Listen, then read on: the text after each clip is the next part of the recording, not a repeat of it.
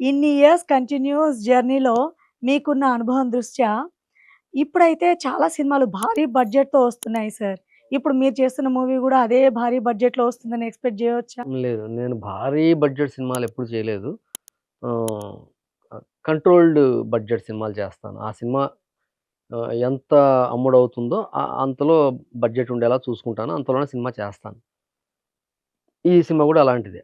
Control budget cinema. But overload entertainment cinema.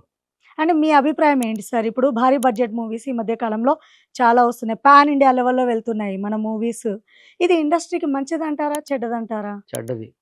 ఎలా? ప్రతి hero budget పెంచేసుకొని అంత బడ్జెట్ పెట్టుకోవాలి, ఇంత బడ్జెట్ పెట్టుకోవాలి. ప్రతి డైరెక్టరు ఇంత బడ్జెట్‌లో చేయాలి, అంత బడ్జెట్‌లో చేయాలి. ప్రతి నిర్మాత పాన్ ఇండియా సినిమాలు చేయాలనే ఆలోచన రావటం అన్నది ఇట్స్ నాట్ రైట్ అని నా పర్సనల్ ఒపీనియన్. హ్మ్.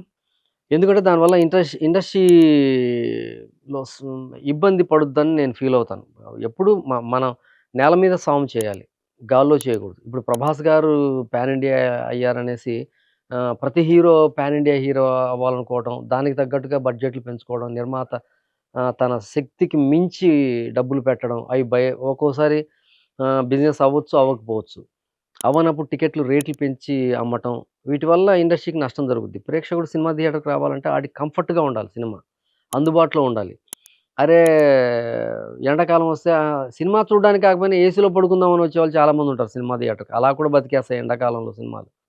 ఇప్పుడు సినిమా టికెట్ రేటు ఒక రూ. 250, రూ. 300 పెట్టామనుకోండి. ఆడు శుభ్రంగా సినిమా కాదు, ఏమి కాదు. ఆడెక్కడో సరే ఇంట్లో ఉందాంరా బాబు ఈ పూట హ్యాపీగా సినిమాకెళ్ళి ఎందుకు ఒక రూ. 1000, 500, 300, 400 పెట్టాలనుకుంటాడు. అంటే ఆహ్, అన్ని సినిమాలకు వర్తించదిది. ఒక 2, 3% ఆఫ్ పీపుల్ ఉన్నారు. రాజమౌళి గారున్నారు. ప్రభాస్ గారున్నారు. మొన్న 'అఖండ' జరిగింది. అలాగా కొన్ని సినిమాలు ఆటికి ప్రత్యేకమైన కథలు, ప్రత్యేకమైన స్టోరీ టెల్లింగ్ ఉంటది. అన్నిటిని మనం ఒక గాడిన కట్టేయలేం.